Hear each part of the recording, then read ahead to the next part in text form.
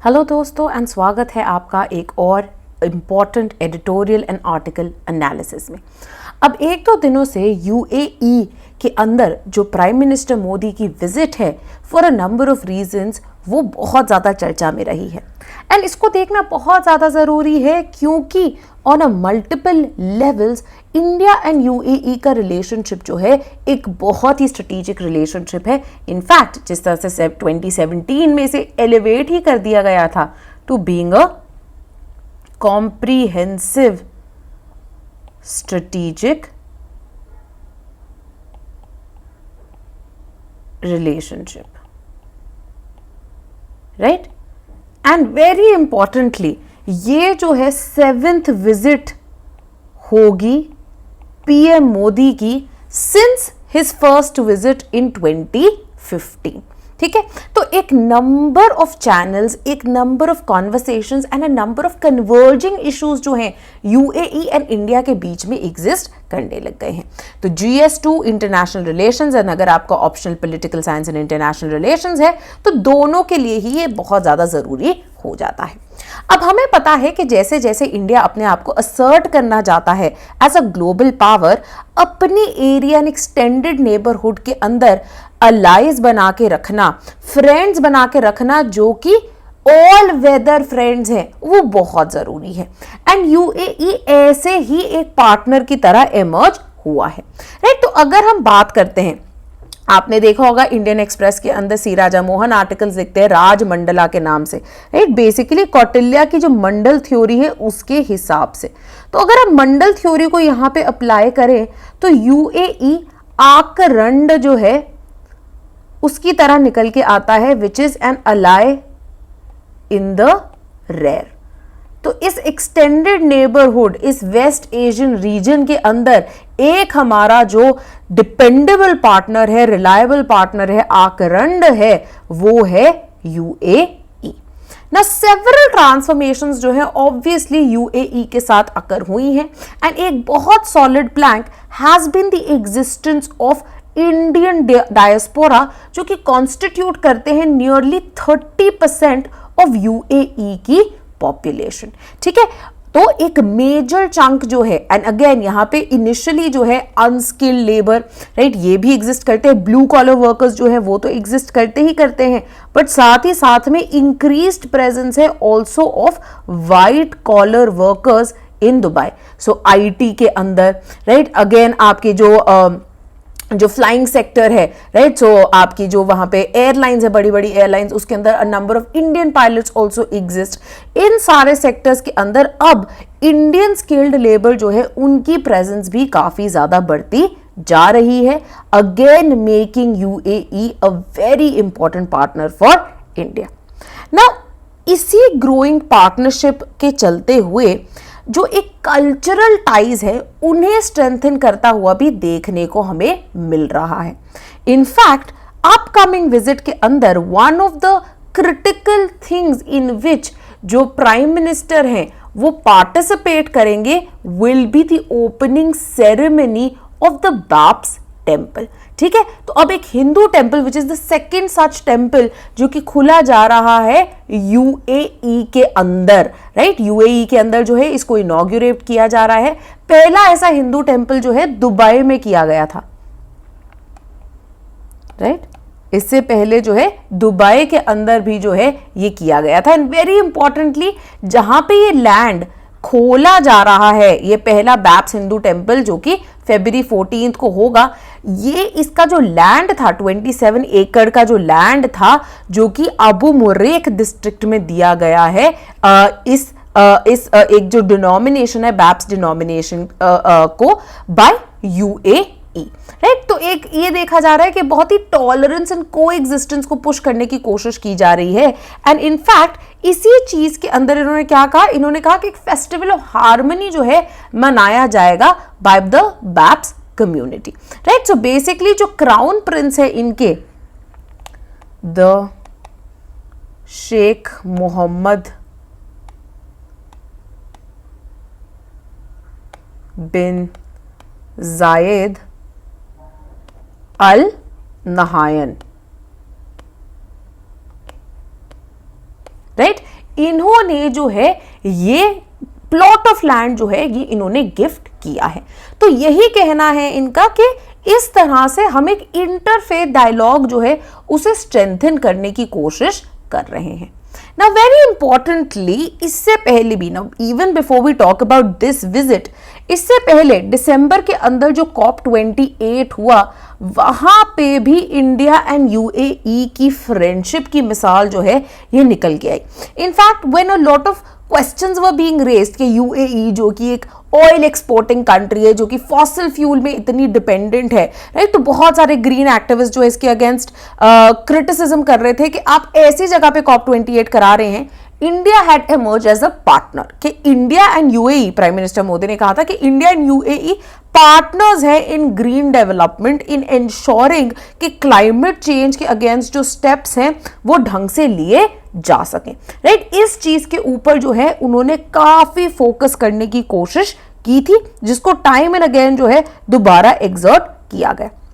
And इसी के अंदर, इसी COP28 के अंदर इंडिया एंड यूएई की जो पार्टनरशिप है वो भी निकल के आई थी in the form of an initiative called the global green credit initiative,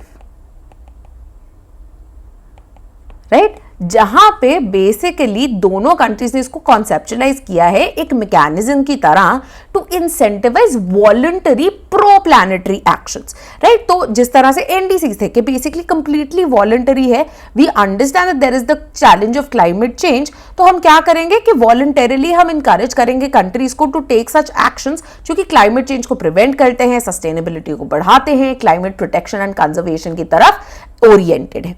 तो इसके थ्रू अगर ऐसे एक्शंस लिए जाते हैं कि से आपने वेस्ट एंड डिग्रेडेड लैंड्स को रिन्यू करने की कोशिश की, रिजुविनेट करने की कोशिश की नेचुरल इकोसिस्टम्स को, तो इनके अगेंस्ट आपको ग्रीन क्रेडिट्स जो हैं ये इशू किए जाएंगे, ठीक है। एंड इसी इनिशिएटिव के थ्रू ये होप कर रहे हैं कि एक ग्लोबल जो है कोलैबोरेशन, एक कोऑपरेशन जो है जिसके अंदर एक्सचेंज ऑफ नॉलेज हो सके, एक्सचेंज ऑफ एक्सपर्टीज हो सके, best planning and best practices हो सके, इस सब को इनकरेज किया जाएगा by this global green initiative जो कि COP28 के ऊपर लॉन्च किया गया था। Now very importantly, apart from this, right, apart from the fact that we've talked about the strategic importance, economic sector में, right, अब इंडिया का क्या मानना है that it's going to be the next big economic power, the $5 trillion economy जो कि तीसरी सबसे बड़ी इकोनॉमी जो है वर्ल्ड के अंदर बन जाएगी।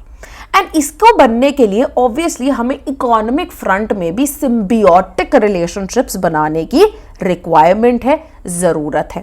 एंड ऐसा ही एक सिम्बियोटिक रिलेशनशिप जो कि निकल के आया है हैज बीन विद यूएई, ठीक है। तो यूएई के साथ जो है ये एग्जिस्ट करता है। One of the most critical developments in this regard has been with the India UAE CEPA, right, ये जो है निकल के आया है ना। वेरी इंपॉर्टेंटली 2022 के अंदर जो है इसको आगे रखा गया था। इनफैक्ट 12 फेब को ही एक बहुत important article even Indian express के अंदर आया था जहां पे इसकी ही बात की गई, राइट, कि किस तरह से जो दोनों कंट्रीज है इनके बीच में ये इकोनॉमिक रिलेशनशिप जो है उसे पुश किया जा रहा है, जिसका एक नतीजा निकल के आया है also in the form of the, ये जिसकी हमने बात की, कॉम्प्रिहेंसिव इकोनॉमिक पार्टनरशिप अग्रीमेंट दोनों ही देशों के बीच में, right. What is also very very important कि पिछले 10 डेकेड में ये जो सीपा विद यूएई है पहला deep and full fledged free trade agreement है जो कि इंडिया ने किसी भी कंट्री के साथ साइन किया हो।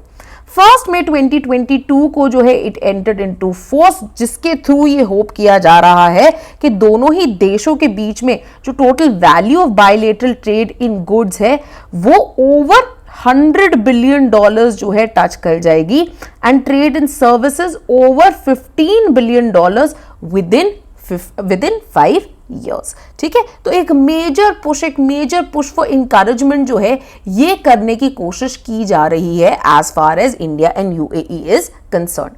Now very importantly, within this economic relationship also exists the idea of the important investor that the UAE has been with India. ठीक है, अब UAE जो है, जो मिडिल ईस्ट है, ये इमर्ज हो गया है एज द फोर्थ बिगेस्ट जो है foreign investor in India, FDI investor in India. अब आपने ऑफन एक चीज का, एक टर्म के बारे में आपने जरूर सुना होगा, right, which is your sovereign wealth funds. ठीक है, और ये सॉवरेन वेल्थ फंड्स ऑफन जो है वर्ल्ड में यूटिलाइज किए जाते हैं as investment, as foreign investment. One of the world's largest sovereign wealth funds जो है वो UAE के पास है, एंड इनको बहुत क्रिटिकली इनफैक्ट UAE ने डिप्लॉय किया है इवन इंडिया में. तो UAE की इंडिया में जो इन्वेस्टमेंट है ये अराउंड $20 बिलियन ऑलरेडी एग्जिस्ट करती है.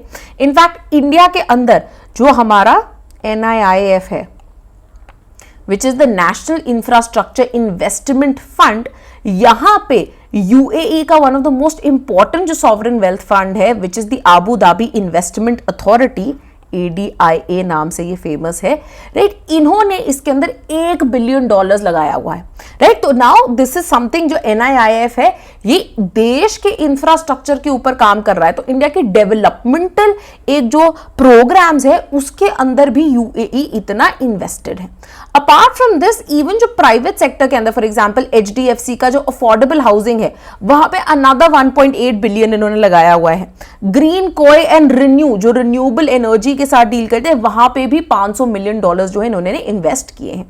अपार्ट फ्रॉम दिस, गुजरात के अंदर जो गिफ्ट सिटी है, which is being regarded as one of those areas जहां पे इंडिया truly and well एक तरह से वर्ल्ड के साथ कनेक्ट करना चाहते हैं, और एक जो फ्री ट्रेड जोन है, यहाँ पे 10 साल की टैक्स हॉलिडे तक दी गई है ऑफ कंपनीज जो कि यहाँ पे सेटअप किए जा रहे हैं.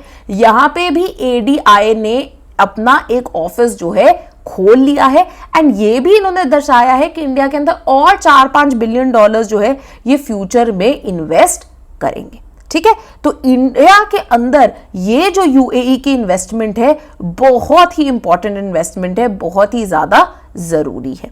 एंड इनफैक्ट इसी के चलते हुए, अब आपको याद होगा हमने बात की थी ऑफ द डायस्पोरा, ये कितने क्रिटिकल है, एंड दोनों के लिए ही क्रिटिकल है. इनफैक्ट दुबई ने ये रियलाइज किया है that one of the ways in which UAE की ये जो glittering capital city of Dubai है, this could have been established only on the strong efforts जो कि इंडियन लेबर यहाँ पे प्रेजेंट है उन्होंने किया था, राइट, के द काइंड ऑफ सिटी जो कि आज बन के आ गई है. वहीं पे अगर हम बात करें रेमिटेंसेस की, तो इंडिया के अंदर हमारे पास 2020-21 का डेटा है. इंडिया के अंदर around 18% of the total remittances जो कि इंडिया रिसीव कर रहा था, this came from the diaspora in UAE.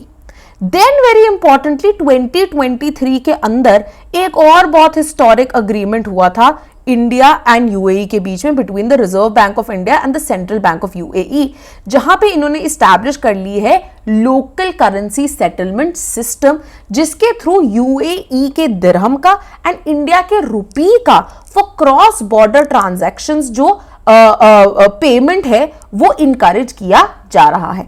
In fact अगर आप दुबई के एयरपोर्ट पे ही देखते हैं, वहां पे आप रुपीस के अंदर भी पेमेंट कर सकते हैं. In fact India has already ensured rupee के अंदर settlement of transactions from UAE including crude oil के लिए, which is one of the major imports जो कि आता है UAE से, right? So UAE ही हमारा सबसे एक one of the most critical suppliers है as far as the crude oil is concerned. इसी के साथ साथ ऑल्सो इन गोल्ड, है ना, हमें पता है अब इंडिया के अंदर गोल्ड जो है बहुत ही ज्यादा डिमांड में रहता है, तो गोल्ड की ट्रांजैक्शंस के अंदर भी लोकल करेंसी के अंदर सेटलमेंट की जो है बात आई है, राइट। सो अब जब वर्ल्ड बात कर रहा है डी डॉलराइजेशन की, ये जो लोकल करेंसी सेटलमेंट है ये बायलेटरल ट्रेड को इंसुलेट कर सकती है, जो फ्लक्चुएशंस इन डॉलर्स आते जाते रहते हैं। So one of the ways of safeguarding these countries from these fluctuations is by coming up by with these local currency settlements, जो कि अब इंडिया एंड यूएई जो है ये कर चुका है, ठीक है। तो अब यही कह रहे हैं कि ऐसे और सैंक्शंस इन द फ्यूचर और भी बढ़िया होते जाएंगे। In fact even in the space of fintech India and UAE के अंदर काफी ज्यादा कोलैबोरेशन हुई है। Another thing that has been pointed out, जहां पे इंडिया का जो रुपे कार्ड है, राइट, जो रुपे कार्ड है इसे लॉन्च कर दिया गया था यूएई के अंदर 2019 के अंदर, right? So again, this is a very important development which has come into being. Apart from this, obviously, as India is a growing, thriving, developing country, energy security एक बहुत बड़ा मुद्दा है as far as India is concerned. And UAE यहाँ पे energy security provide करने में भी एक बहुत major partner रहा है, not just in being able to export oil to India, but in fact, it is also the only country from the West Asian region जिन्होंने strategic oil reserves जो है इंडिया के अंदर स्टोर करने के लिए बना है। मतलब इनका ये जो ऑयल बनाते हैं उनको ये सेफ एरियाज में, सिक्योर एरियाज में स्टोर करके रखना चाहते हैं कि अगर कोई फ्लक्चुएशन आती है या बहुत डिमांड बढ़ जाती है तब ये इन रिजर्व्स को यूटिलाइज कर सके।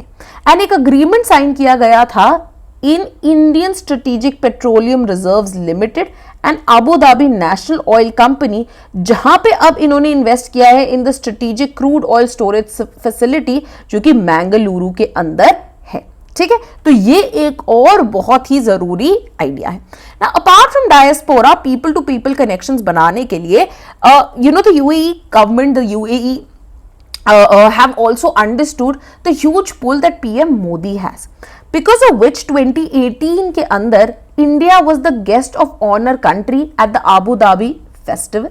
साथ ही साथ में जो प्राइम मिनिस्टर मोदी है इनको 2019 में यूएई का जो हाईएस्ट सिविलियन ऑनर है द ऑर्डर ऑफ जायद, ये भी इन पे कॉन्फर किया गया था। अपार्ट फ्रॉम दिस 2017 के अंदर जो इनके अब लीडर हैं, राइट, शेख मोहम्मद बिन जायद अल नयान, राइट, ये आए थे एज चीफ गेस्ट। इसी के साथ साथ G20 समिट जो कि इंडिया ने होस्ट किया, यहां पे भी जो यूएई है was one of the special invitees. तो बहुत ही जरूरी, बहुत ही इंपॉर्टेंट रोल जो है ये प्ले करते हैं ना। अपार्ट फ्रॉम दिस, एक जो हेजिंग ऑफ बेट्स चल रही है इंडिया द्वारा इंटरनेशनल रिलेशंस के अंदर by ingraining itself into varied alliances, उनमें से एक बहुत इंपॉर्टेंट ग्रुपिंग जो कि निकल के आई है has been the I2U2 grouping, ठीक है। और ये I2U2 ग्रुपिंग में कौन कौन है? It is India, Israel, UAE and the USA, right, जो कि बनाई गई थी 2022 के अंदर, ठीक है। अब इसको एक बहुत ही इंपॉर्टेंट ग्रुपिंग की तरह देखा जा रहा है। इनफैक्ट इसे टाउट किया गया था as the Quad in West Asia के नाम से भी। एंड यहां पे अब not just in terms of a platform for conversation, but in fact इस I2U2 को एक प्लेटफॉर्म फॉर 21st सेंचुरी जो है माना जा रहा है, जहां पे economic, multilateral cooperation, strategic autonomy, इन सारी चीजों के ऊपर फोकस किया जाएगा, राइट। तो बेसिकली जो जियोपॉलिटिक्स एंड जियो इकोनॉमिक्स का एक कॉम्बिनेशन है वो इस I2U2 ग्रुप के अंदर हमें देखने को मिल रहा है। Now, importantly, इस I2U2 ग्रुपिंग के अंदर बहुत सारे एरियाज है जहां पे ये कोऑर्डिनेट कर रहे हैं, including the areas of water, food security, energy, health, transportation as well as space, जहां पे ये काम करना चाहते हैं एंड जो कोलैबोरेटिव प्रोजेक्ट्स हैं उनको और भी ज्यादा बढ़ाना चाहते हैं, ठीक है। अपार्ट फ्रॉम दिस, यूएई जो है ऑल्सो एक क्रिटिकल रोल निभाएगा in the IMEC corridor which is the India middle east Europe corridor. Now importantly इसकी चर्चा जो है, जो इंटरिम बजट थी, जो हमारा इंटरिम बजट आया ऑफ 2024 to 25, इसके अंदर भी इस प्रोजेक्ट को मेंशन किया गया है of being of strategic importance for India. तो यहां पे भी ये IMEC कॉरिडोर जो कि होप किया जा रहा है कि ये एक ऑल्टरनेटिव हो सकता है टू चाइना की इंसर्कलमेंट by the belt and road initiative, and साथ ही साथ में जो ट्रबल एरिया है रेड सी का, है ना, जो बहुत ज्यादा ट्रबल कॉज कर रहा है, which is often prone to also piracy की problems, terrorism, attacking of ships जैसे कि आजकल देखी जा रही है हुटीज द्वारा, इसको भी ये बाईपास कर देता है। तो दो जो प्रॉब्लम एरियाज है इनको ये बाईपास करते हुए पर्शियन गल्फ का रूट अपनाता है, एंड साथ ही में यहां पे यूएई का जो जबल अली है ये एक क्रिटिकल इंपॉर्टेंस का जगह बन जाता है फॉर द आईमेक प्रोजेक्ट, जो कि होप किया जा रहा है जल्द से जल्द तैयार हो जाएगा। ठीक है, तो इसके ऊपर काम, इसके ऊपर चर्चा हो रही है। Obviously because of the Gaza conflict there are hindrances जो कि आईमेक में आ रही है, but in the longer run सारी ही countries of West Asia realise the geo economic importance of this project, जिसके कारण ये इसको पुश करना चाहते हैं। ठीक है, now apart from this during the visit साथ ही साथ में जो पीएम मोदी हैं ये ऑल्सो गेस्ट ऑफ ऑनर होंगे at the world government summit of 2024, जो कि एक एनुअल इवेंट है जो कि यूएई कंडक्ट करता है दुबई में। एंड यहां पे ये बेसिकली इकट्ठे करता है लीडर्स इन गवर्नमेंट को to generate a global dialogue for government process and policies, जहां पे फोकस करते हैं फ्यूचरिज्म, टेक्नोलॉजी इनोवेशन एंड बाकी ऐसे एरियाज पे। प्लस ये समिट जो है नॉलेज एक्सचेंज हब की तरह बन जाता है global policy leaders as well as private sector के लिए भी। Now given the kind of progress that UAE has made in technology future, जो कि आपको देखने को ही मिलता है इनकी वर्ल्ड सिटीज के अंदर, इंडिया जो कि अब ऐसी ग्लोबल बड़ी सिटीज को डेवलप करना चाहता है, अपने एग्जिस्टिंग कॉस्मोपॉलिटन्स को ऐसे level of infrastructure and technology पे लेके जाना चाहता है। ये समिट जो है एक मेजर लर्निंग एरिया की तरह emerge हो सकता है, right. So now we have seen that in all contours, तो आप फोकस कर सकते हैं इकोनॉमिक एरिया पे, आप फोकस कर सकते हैं एनर्जी के एरिया पे, आप फोकस कर सकते हैं cultural and people to people ties पे, आप फोकस कर सकते हैं very importantly also on strategic and geopolitical ties पे। ये सारे जो है मेजर एरियाज ऑफ कोऑपरेशन बन जाते हैं as far as India and UAE are concerned. In fact, not just this, even in other various partnerships, India ने suppose जैसे कि एक्टिव सपोर्ट दिखाया था, जिसके थ्रू यूएई जो है ये एससीओ के अंदर भी एक डायलॉग पार्टनर बन गया 2023 में, राइट। इसके अलावा वेरी इंपॉर्टेंटली यूएई ने ऑल्सो ज्वाइन कर लिया है ब्रिक्स को as a member January 1st 2024 because of India's support, right? So not just I2U2 और other such groupings, but in fact बाकी भी जो groupings है जिसके अंदर इंडिया हिस्सा है, वहां पे यूएई को एक्टिवली इंकरेज किया जा रहा है।